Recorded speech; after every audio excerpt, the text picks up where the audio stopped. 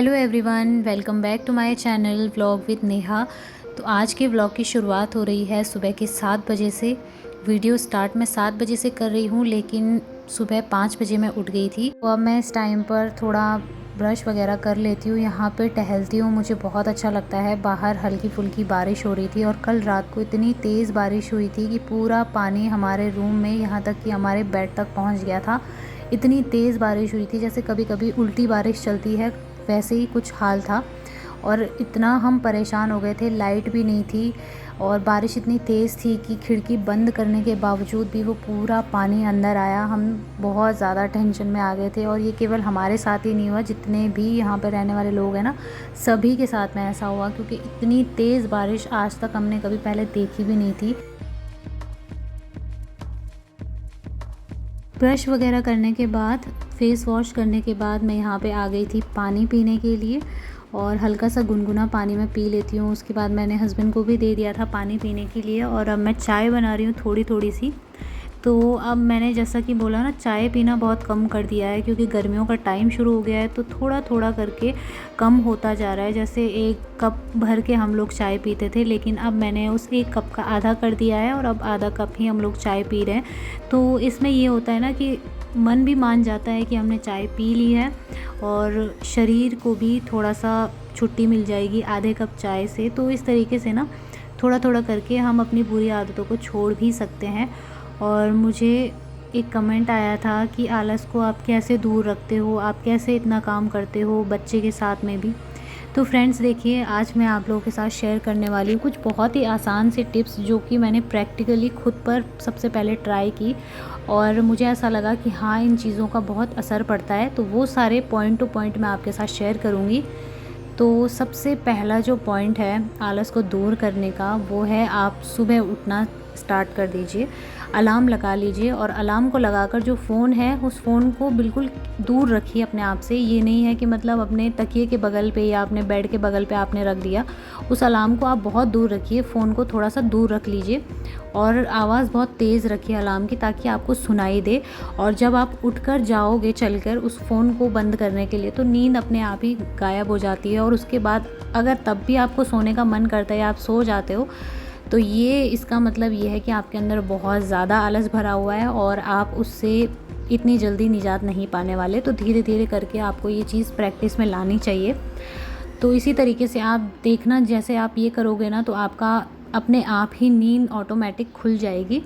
और आप उस फ़ोन को लेने के लिए जब जाओगे, तो चलते चलते भी नींद काफ़ी हद तक गायब हो जाती है। उसके बाद तो आपको सोचना ही है कि अब मुझे बेड में नहीं सोना है, अब मैं सीधे बाहर चली जाती हूँ। तो आप तुरंत बेडरूम से बाहर आ जाओ और अपना काम करना शुरू कर दो। काम मतलब घर के काम नहीं, जो आपका खुद की केयर के लिए आप कर सकते हो वो करना शुरू कर दो। जैसे गुनगुना पानी पिया, या थोड़ा सा बाहर जाके वॉक कर लिया, या फिर हल्का सा आप कोई म्यूज़िक सुन सकते हो, सबसे बेस्ट रहता है। मैं तो म्यूज़िक भी सुनती हूँ, मुझे तो बहुत ज़्यादा अच्छा लगता है। अपने साथ टाइम स्पेंड करना सबसे ज़्यादा ज़रूरी होता है।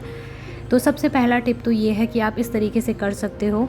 और दूसरा पॉइंट है व्यायाम करना, यानी कि एक्सरसाइज करना, रेगुलर एक्सरसाइज करना। ये नहीं है कि मतलब एक दिन किया फिर छोड़ा, फिर दूसरे दिन किया फिर स्टार्ट किया, ऐसा नहीं। हर दिन एक्सरसाइज करना बहुत ज़्यादा ज़रूरी है। चाहे आप करो केवल 10 या 15 मिनट के लिए, लेकिन करना बहुत ज़रूरी है।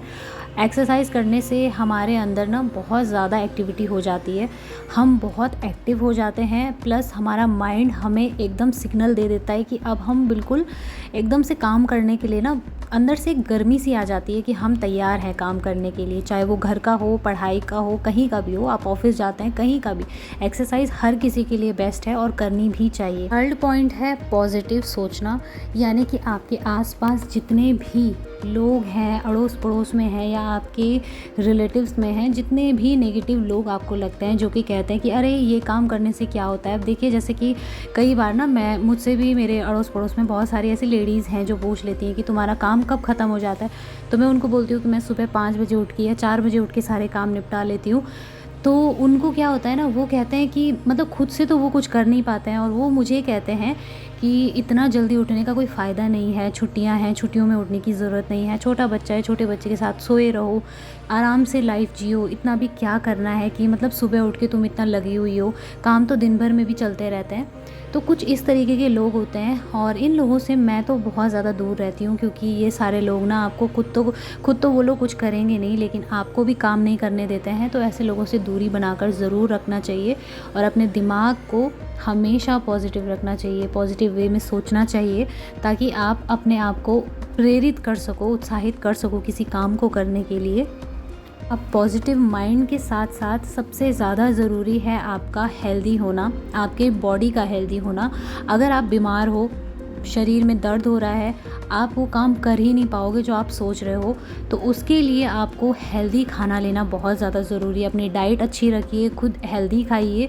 हम परिवार वालों को तो बहुत ही अच्छा अच्छा खाना खिलाते हैं, उन्हें गरम गरम खाना खिलाते हैं, लेकिन अपने आप क्या करते हैं, कभी बासी खा लेते हैं, कभी ऐसा सोचते हैं कि चलो 2 रोटी है, भूख 4 रोटी की है, लेकिन 2 रोटी में काम चला लेते हैं, कौन बनाएगा, खैर छोड़ो, रहने देते हैं। तो ऐसे करके ना हम अपनी बॉडी को खुद ही ख़राब कर रहे होते हैं और हमें पता भी नहीं चलता है कब धीरे धीरे यही छोटी छोटी गलतियाँ आगे चल के हमारे लिए सबसे बड़ी प्रॉब्लम बन जाती है। और उसके बाद जब हम बीमार हो जाते हैं तो हमारे बारे में सोचने वाला कोई भी नहीं होता है। हर किसी को लगता है कि भाई चलो ये इसका तो रोज़ का ही नाटक है, ये तो ऐसे ही करती रहती है। तो इसलिए सबसे पहले अपना ध्यान रखिए, तभी आप सबका ध्यान रख पाओगे। और हेल्दी बॉडी के साथ साथ आपके लिए सबसे ज़्यादा ज़रूरी ये भी है कि आप एक हेल्दी लाइफस्टाइल जिएं, एक अच्छे से लाइफस्टाइल जिएं जिसमें कि आपको नींद लेना बहुत ज़्यादा ज़रूरी है। अगर आप सो नहीं रहे हो ढंग से, ये नहीं है कि मतलब सिर्फ काम काम काम ये सब सोचते रहो, घर का हो या पढ़ाई का हो, ये सारे टेंशन अलग जगह है, लेकिन नींद आना बहुत ज़रूरी है। तो हमारे टीचर कहा करते थे कि 6 से 7 घंटे की नींद एक इंसान के लिए बहुत ज़्यादा ज़रूरी होती है।